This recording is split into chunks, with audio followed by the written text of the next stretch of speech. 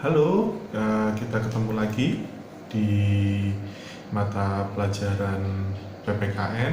Ya, kita akan memulai dari eh, modul 1 untuk paket C. Ya, di sini dituliskan judul yaitu Etika Roda Pemerintahan. Jadi, apa yang akan kita pelajari ini nanti? Nah, yang kita pelajari adalah tentang bagaimana etika-etika dalam menjalankan sebuah pemerintahan. Nah, yang menjalankan etika itu siapa? Jadi siapa saja nanti? Ya, ini berkaitan dengan lembaga-lembaga di dalam pemerintahan. Nah, di sini kita akan membahas adanya trias politika ala Indonesia, kemudian aparatur yang melayani di dalam sistem pemerintahan, kemudian bagaimana peran pemerintah daerah untuk kesejahteraan masyarakat. Yuk kita ikuti materi-materinya. Apa yang dimaksud dengan trias politika? Ya, kalau kita melihat dari istilahnya ini mungkin kayak istilah asing ya, trias gitu ya. Mungkin gini, kita kaji dulu trias itu kalau kita pecah ya, kata trias ini ada tiga suku kata, dua kata tapi ada pemenggalan kata ya. Yang pertama adalah trias ya. Trias ini kita bagi menjadi tri ya. Tri itu kalau di dalam bahasa Yunani artinya tiga. Tri sudah jelas tiga. Kemudian as artinya poros ya kan, kalau kita pernah dengar as roda gitu kan, nah itu porosnya, jadi inti porosnya, pusatnya. Kemudian politika adalah kekuasaan. Jadi artinya trias politika adalah tiga kekuasaan ya, tiga bagian kekuasaan. Nah, yang dimaksud tiga kekuasaan ini apa? Yaitu di dalam pemerintahan itu sudah jelas dibagi. Di situ ada eksekutif, kemudian bisa disebut kekuasaan eksekutif, kemudian kekuasaan legislatif, dan kekuasaan yudikatif. Nah, di dalam kekuasaan-kekuasaan ini ya, kita sering mendengar nanti di dalam pemerintahan itu ada namanya DPR, ada presiden, kemudian ada Mahkamah Agung. Nah, peran trias politika ini apa? Ini sangat penting sekali ya, di mana perannya adalah sebagai kekuasaan eksekutif adalah menjalankan undang-undang. Nah, kemudian kekuasaan legislatif adalah membentuk undang-undang. Dan kekuasaan yudikatif adalah mengadili para pelanggar undang-undang. Nah, ini gambarannya bagaimana? Oke, kita akan kupas ya, kita kupas pelan-pelan kayak kita kupas bawang itu kan, pelan-pelan nanti kita akan tahu dalamnya. Lembaga eksekutif itu siapa? Lembaga eksekutif itu adalah presiden, wakil presiden, dan para menteri. Kemudian lembaga eksekutif yaitu MPR, DPR atau DPRD ya untuk di tingkat daerah, kemudian ada DPD. Kemudian lembaga yudikatif itu apa? Nah, itu ada lembaga MA, Mahkamah Agung. Kemudian MK itu Mahkamah Konstitusi, dan KY itu Komisi Yudisial. Nah, tiga lembaga ini ya, MA, MK, KY ini bertugas untuk menjalankan fungsi hukum atau sebagai fungsi kontrol. Nah, kita sudah jelas ya dari lembaga-lembaga tadi, presiden tugasnya itu apa, kemudian DPR-nya tugasnya apa, sudah jelas membentuk undang-undang. Kemudian yudikatif itu tugasnya di bidang pelanggaran hukum atau tentang undang-undang.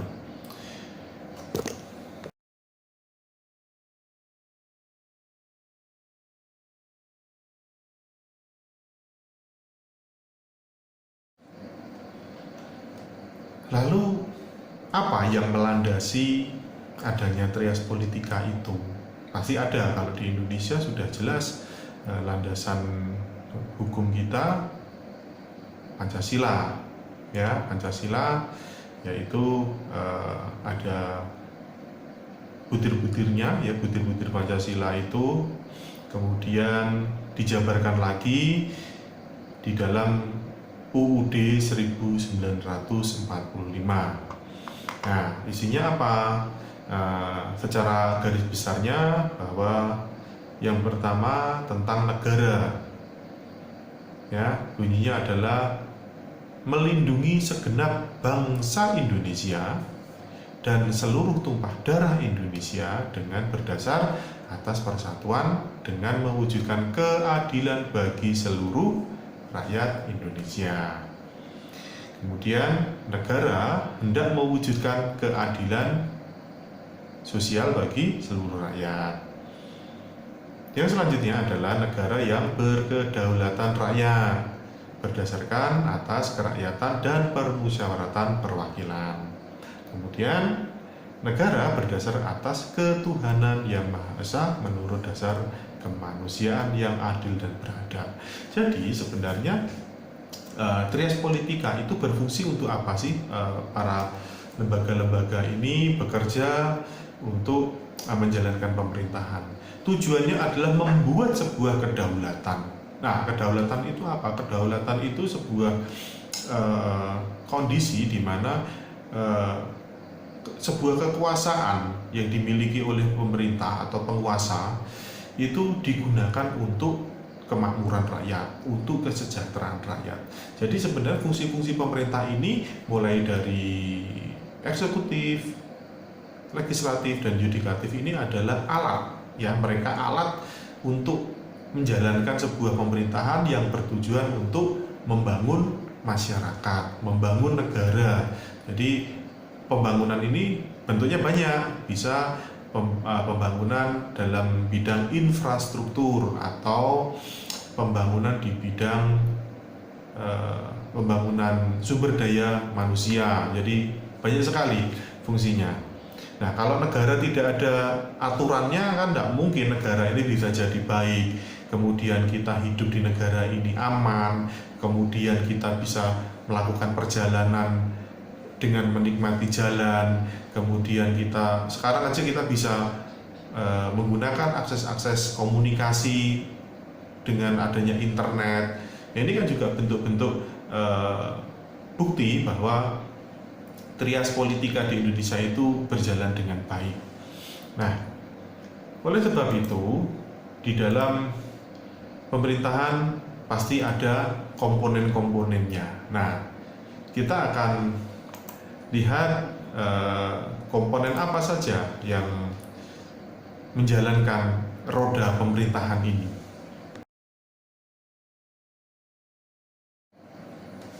Yang pertama adalah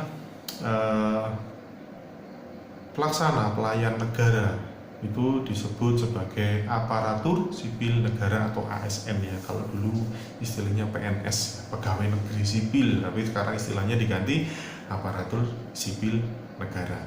Nah, mereka tugasnya apa sih gitu loh. Nah, kita ketahui dulu bahwa lembaga pemerintahan ini, ya, di bidang tertentu itu dinaungi oleh lembaga kementerian maupun lembaga non kementerian. Nah, aparatur pelayanan negara ini itu di bawah presiden sebagai eksekutif. Nah, di dalam pemerintahan negara, presiden itu membawai banyak menteri. Lah, menteri itu fungsinya apa? Fungsi menteri adalah memimpin, ya, memimpin secara fungsinya di bidang masing-masing. Makanya kita sering mendengar banyak sekali kementerian, bahkan kita tidak hafal kementeriannya apa saja. Oke, kita sebutkan satu persatu, mungkin sebagian besar yang sering kita ketahui. Misalnya lembaga kementerian itu ada Menteri Pendidikan dan Kebudayaan, kemudian ada Menteri Pertanian, kemudian Menteri Tenaga Kerja, Menteri Luar Negeri, Menteri Dalam Negeri, Menteri Pariwisata, apalagi ya banyak ya kementerian itu lah. Mereka membidangi bidangnya masing-masing supaya apa, di setiap sektor bidang pemerintahan ini dapat berjalan dengan baik. Nah, lembaga-lembaga pemerintahan ini nanti itu masih di tingkat pusat, ya. Bagaimana nanti lembaga-lembaga ini ada di tingkat-tingkat daerah. Jadi pusat ini hanya sebagai koordinatornya. Jadi intinya semua terpusat di bidang-bidang itu, terpusat di kementerian. Nah, nanti kementerian itu akan semacam membuat cabang gitu ya, cabang pemerintah gitu. Jadi nanti yang akan mengatur itu nanti di pemerintahan provinsi, kemudian kota atau kabupaten. Nah, itu fungsinya pemerintah daerah itu akan membuat kebijakan-kebijakan yang tetap berkaitan dan bertanggung jawab dengan pemerintah pusat, ya. Kemudian ada lembaga non-kementerian. Nah, lembaga non-kementerian ini sebuah lembaga negara yang langsung bertanggung jawab kepada presiden. Ya, dia menjalankan tugas-tugasnya langsung kepada presiden. Nah, bedanya kalau yang kementerian ini kan dia bertanggung jawabnya ke menteri dulu. Tapi kalau lembaga non-kementerian itu langsung bertanggung jawab kepada presiden. Jadi langsung di bawah pengawasan presiden. Nah, itu contohnya apa? Ini BNN, yang kemudian Badan POM. Ini bukan pom bensin ya. Badan POM itu Badan Pengawas Obat dan Makanan. BNPB itu ada Badan Nasional Penanggulangan Bencana. BPS ada lagi Badan Pusat Statistik. Ada Bulog, Badan Urusan Logistik. Ada juga BIN, Badan Intelijen. Nah, ini sama juga nanti dari beberapa lembaga-lembaga dan kementerian ini juga membuat semacam cabang gitu loh. Jadi di banyak daerah, tapi kadang-kadang tidak semua daerah itu ada gitu. Bisa jadi kalau di kota kabupaten tidak ada, biasanya dia ikutnya di kantor wilayah di tingkat provinsi. Ini juga sama, pertanggungjawabannya ini juga kepada presiden. Jadi di lembaga non kementerian pusat, ya, kemudian juga bertanggung jawab di presiden.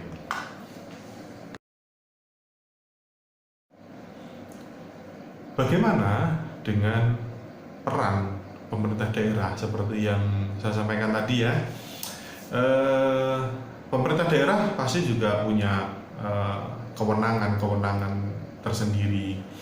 Makanya kita kalau ngikut pemilu itu kan ada pemilihan DPRD, kemudian pemilihan bupati atau wali kota, pemilihan gubernur, ya itu kan. Itu pemerintah daerah itu memiliki otoritas-otoritas tertentu, di mana otoritasnya itu hanya sesuai wilayahnya, beda dengan kementerian. Nah, kalau kementerian kan skupnya kan nasional, tapi kalau pemerintah daerah ya hanya daerah itu. Misalnya provinsi Jawa Timur, nah itu dia mengkoordinir wilayah mana saja ya, seluruh Jawa Timur, mulai dari Ngawi sampai Banyuwangi. Nah, itu ada beberapa istilah ya dalam peran pemerintah itu. Yang pertama adalah asas desentralisasi. Nah, apa itu? Desentralisasi adalah penyerahan urusan pemerintahan dari pemerintah pusat ke pemerintah daerah untuk mengatur dan mengurus sendiri urusan pemerintah untuk kepentingan rakyat atau masyarakat setempat. Nah, ini seperti yang saya bilang tadi. Misalnya begini, kita di bidang pendidikan umpamanya, dari pemerintah pusat itu sudah mencanangkan proses kegiatan belajar, ya, kegiatan belajar mengajar, sudah membuat kurikulum, sudah membuat banyak aturan-aturannya. Prosedurnya sama dari tingkat pusat, tetapi kebijakan-kebijakannya itu di setiap daerah itu berbeda. Nah, makanya disebut desentralisasi adalah penyerahan urusan pemerintahan ya dari pusat ya untuk mengatur urusan sendiri jadi di pemerintahan itu. Misalnya begini, makanya sekolah kalau kita di Malang ini ya, mungkin Malang Raya itu ada Batu, Kabupaten Malang sama Kota Malang. Di Kabupaten Malang dengan Batu mungkin sistem belajarnya beda, atau mungkin di Batu dengan Malang Kota juga bisa jadi sama, bisa jadi tidak. Misalnya jadwal untuk ujian, umpamanya jadwal untuk ujian semester misalnya, itu kan bisa berbeda kan, kemudian soal-soalnya bisa berbeda, tetapi secara aturan dari pemerintah bahwa setiap sekolah wajib mengadakan ujian. Nah seperti itu gambarannya ya. Kemudian yang kedua adalah asas dekonsentrasi. Nah itu pelimpahan sebagian aja, berarti tidak semuanya, sebagian urusan pemerintahan dari pemerintah pusat ke pemerintah daerah sebagai penanggung jawab urusan pemerintah daerah ya, urusan pemerintah daerah. Jadi di sini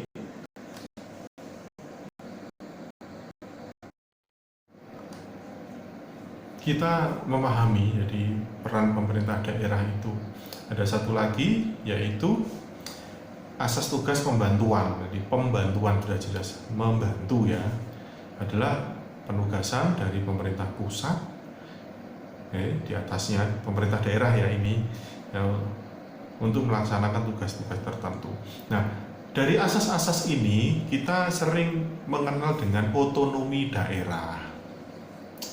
Misalnya gini, salah satu bentuk otonomi daerah itu misalnya pemilihan kepala daerah. Nah, kalau dulu kan tidak ada ya pemilihan kepala daerah itu, kalau sudah pemilu ya sekali itu, tapi sekarang ada pemilihan kepala daerah baik gubernur, bupati maupun wali kota. Nah ini secara undang-undangnya pemerintah pusat sudah membuat aturan, misalnya begini, wes gawe pemilu dewe, gawe pemilihan dewe untuk memimpin di daerah-daerahmu gitu. Bayangannya seperti itu. Akhirnya ketika pemilihan kepala daerah itu dilaksanakan, maka ini pun kondisinya akan berbeda pelaksanaannya dengan daerah lain. Misalnya kalau kita di Malang, mungkin di Batu sedang mengadakan pemilihan kepala daerah, mungkin di Kabupaten Malang tidak. Kenapa demikian ya? Karena ini otonomi, jadi boleh melakukan kegiatan-kegiatan yang berkaitan dengan pemerintahan, tetapi sumber perintahnya itu dari pusat. Kemudian ada lagi misalnya pembuatan infrastruktur. Nah, pembuatan infrastruktur itu di setiap daerah pasti berbeda. Kota Malang, Kabupaten Malang, Kota Batu itu pelaksanaan berbeda karena mereka punya otonomi sendiri, punya kekuasaan sendiri di lingkungannya. Jadi mungkin akan berbeda kondisi di Batu sedang bangun jalan, kenapa kok di Malang Kabupaten kok tidak? Nah itu kan tergantung pemerintahannya sendiri ya, pemerintah daerahnya. Nah tetapi instruksinya dari mana? Dari pusat. Setiap pemerintah daerah harus menyiapkan infrastruktur jalan yang baik untuk kesejahteraan rakyat, misalnya seperti itu contohnya. Satu lagi contohnya, kalau di bidang pendidikan dan pelatihan itu ada namanya BLKI, Balai Latihan Kerja, atau kalau BLKI Balai Latihan Kerja Industri. Itu setiap daerah juga berbeda, setiap daerah pelaksanaannya, kemudian model jenis-jenis pelatihannya tiap daerah berbeda. Nah di BLKI ini itu dilaksanakan memberikan pelatihan kepada masyarakat dilakukan secara gratis. Nah gratis ini anggarannya dari mana? Anggarannya itu bisa jadi dari APBN ya, dari pemerintah pusat. Nah itu dikucurkan ya, dikucurkan ke daerah-daerah yang memiliki BLK. Nah itu mereka pemerintah daerah ini menjalankan program pemerintah. Ada lagi yang dari APBD, dari provinsi juga ada dananya. Jadi setiap tahun itu biasanya dilakukan 2 kali pelatihan. Jadi ada yang program dari APBN, ada juga program pelatihan dari pemerintah provinsi atau APBD ya. Jadi itu bentuk-bentuknya. Jadi ini sangat baik untuk kita bahwa pemerintahan ini bertujuan untuk membuat masyarakat ini hidup lebih baik, lebih makmur, hidupnya lebih terjamin baik dari keamanannya dan terjamin di sisi kesejahteraan hidupnya. Jadi kesimpulannya adalah bahwa penjabaran nilai-nilai Pancasila dalam pembagian kekuasaan, ya, dalam artian kekuasaan negara itu dinamakan penjabaran Pancasila yang bersifat objektif. Nah, yang direalisasikan atau dilaksanakan itu berdasarkan bentuk perundang-undangan negara Republik Indonesia. Bahkan orang-orang yang di luar negeri pun juga dilindungi kok oleh Pancasila ini. Jadi tidak hanya kita yang ada di dalam negeri saja, bahkan di luar negeri, makanya ada perjanjian-perjanjian melalui Kementerian Luar Negeri. Oke, demikian pertemuan kita kali ini. Saya harap ini sedikit mudah kita pahami bahwa trias politika itu bentuknya seperti apa. Ya, terima kasih. Sampai ketemu di lain kesempatan. Selamat belajar dan tetap semangat.